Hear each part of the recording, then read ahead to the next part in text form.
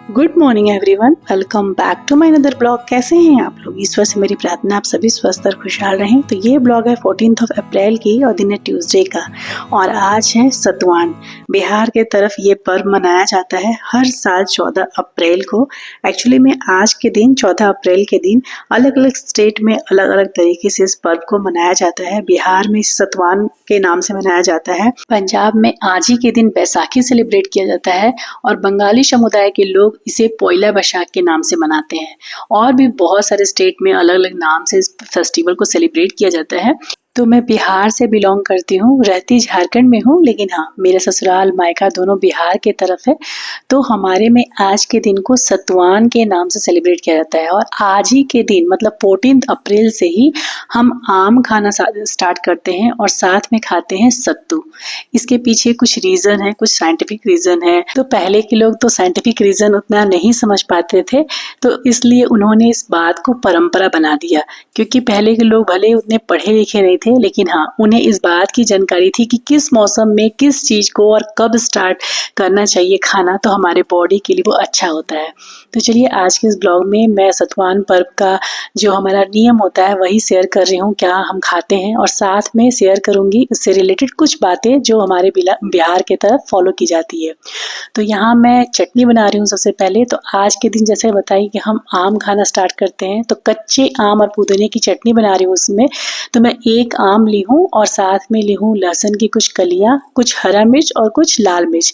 इसमें लाल मिर्च का टेस्ट ना बहुत अच्छा लगता है। अगर आप लोग नहीं बनाए होंगे तो मेरे तरीके से बना के देखिएगा। पूरे लाल मिर्च से भी बनाया जाता है और भी ज़्यादा टेस्टी लगता है, लेकिन चूँकि बहुत ज़्यादा लाल मिर्च, वो भी सूखा लाल मिर्च, नुकसान करता है बॉडी को, इसलिए मैं लाल और हरा दोनों मिर्च थोड़ा थोड़ा बराबर मतलब मात्रा में मिला ली हूँ। और साथ में मैं इसमें डालूंगी पुदीना और थोड़ा सा धनिया पत्ता। तो इन सभी चीज़ों को मैं पहले से ही तैयार करके रख ली थी, और अब मैं नहा धो ली हूँ। इस टाइम पे अगर बात करूँ समय की, तो 11 साढ़े 11 बजे बज रहा होगा सारा काम निपटाने में। घर के बड़े जो होते हैं ना, वो आज के दिन नहा धोकर पहले आम को भगवान जी को अर्पित करते हैं, और उसके बाद इसका दान भी किया जाता है, आम का और सत्तू का, और उसके बाद हम खाते हैं। लेकिन ये सब चीज़ें मैं नहीं फॉलो करती हूँ, बस मैं सतुवान के दिन सत्तू खाती हूँ और पुदीना राम की चटनी, मतलब पूरे फैमिली को। क्योंकि कुछ चीज़ें बड़े बुजुर्ग ही करते हैं और अभी तक मेरी सास हैं तो वही करती हैं, तो इसलिए मैं इस सब चीज़ों को स्टार्ट नहीं की हूँ। मतलब छूने वाला, दान देने वाला और पूजा करने वाला, ये सब काम वही मेरी सास ही करती है, मैं नहीं करती हूँ।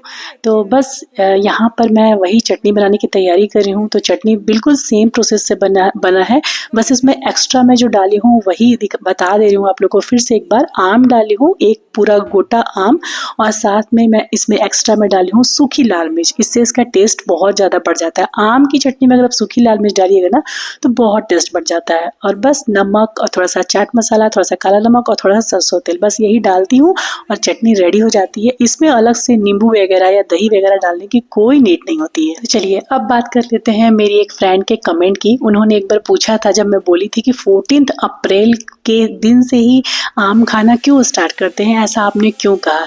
तो डियर देखिए, इसके पीछे कुछ साइंटिफिक रीज़न है, और जैसा कि मैं बताई कि पहले के लोग साइंटिफिक रीज़न उतना नहीं समझ सकते थे, तो इसलिए उसको परंपरा बना दिए। क्योंकि उनको इतना तो पता था कि किस मौसम में क्या चीज़ हमारी बॉडी के लिए अच्छी होती है। तो आज के दिन मतलब 14 अप्रैल के दिन ना मेष संक्रांति स्टार्ट होता है, और यहीं से मतलब आज से ही माना जाता है कि असली गर्मी की शुरुआत होती है। और आम जो होता है ना, इससे पहले आम मार्केट में भले मिल जाए, लेकिन इससे पहले आम पूरी तरह से तैयार नहीं होता है खाने के लिए। अगर हम उसको खाते हैं तो बहुत सारी परेशानियां, जैसे पेट में दर्द हो जाता है, गला खराब हो जाता है, डाइजेशन स्लो हो जाता है। लेकिन उसके बाद 14 अप्रैल के बाद जैसे गर्मी बढ़ती है, उसके बाद आम जो है नेचुरली पकने लगता है। उसको पकाने के लिए किसी तरह का प्रोसेसिंग का जरूरत नहीं पड़ता है, नेचुरल रूप में आम पकने लगता है, जो बॉडी में डाइजेस्ट करने के लिए रेडी हो जाता है। और अगर परंपरा की बात करूं तो आम सीजनल फ्रूट है, तो जब हम कभी भी न्यू ईयर में प्रवेश करते हैं, कोई नया फल नई सीजन में स्टार्ट करते हैं जो सिर्फ उस सीजन में मिलता है, तो पहले के लोग उसकी पूजा करते थे और उसको दान देते थे, तब यूज करते थे। तो ऐसी परंपरा थी। और जैसा कि बताई, मेष संक्रांति आज से स्टार्ट होता है, तो आज से ही गर्मी पड़ती है, और गर्मी में कच्चे आम डाइजेशन के लिए बहुत अच्छे हैं। तो पहले के लोग ने ये परंपरा बना दी थी कि हाँ, 14 अप्रैल से आम खाना स्टार्ट होगा। तो बस वही परंपरा बिहार में चलती आ रही है। तो चटनी यहाँ रेडी हो गई है, और अब मैं बना रही हूँ सत्तू। सत्तू, क्योंकि आज के दिन सत्तू भी खाया जाता है और सत्तू भी हमारे डाइजेशन को इम्प्रूव करता है, गर्मी के लिए बहुत अच्छा होता है। तो सत्तू तो मैं बहुत बार दिखाई हूँ वीडियो में, लेकिन फिर से आज दिखा देती हूँ। सत्तू ली हूँ, साथ में डाली हूँ जैगरी पाउडर और दूध इतना डालना है ताकि अच्छे से ना उसका मतलब क्या बोलूँ, आटा की तरह थोड़ा सा मतलब उसका मतलब थिकनेस हो जाए।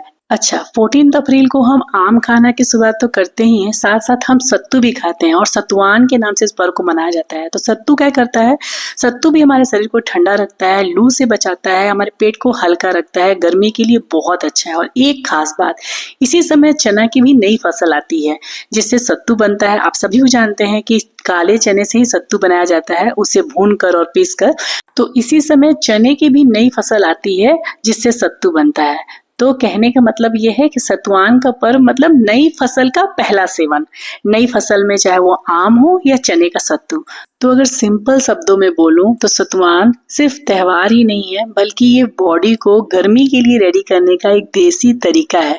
अगर आप में से कोई ऐसे स्टेट में रहते हैं जिन्हें सतुआन पर्व या सत्तू किस तरह से बनाया जाता है, कैसे खाया जाता है, अगर नहीं पता हो तो जिस तरीके से बनाई हूँ उस तरीके से एक बार बना के देखिए, पुदीने की चटनी के साथ खा कर देखिए। मैं सच बोलती हूँ, आप लोग आकर यहाँ कमेंट करेंगे कि बहुत टेस्टी लगा था। सच में इसका कॉम्बिनेशन बहुत टेस्टी लगता है।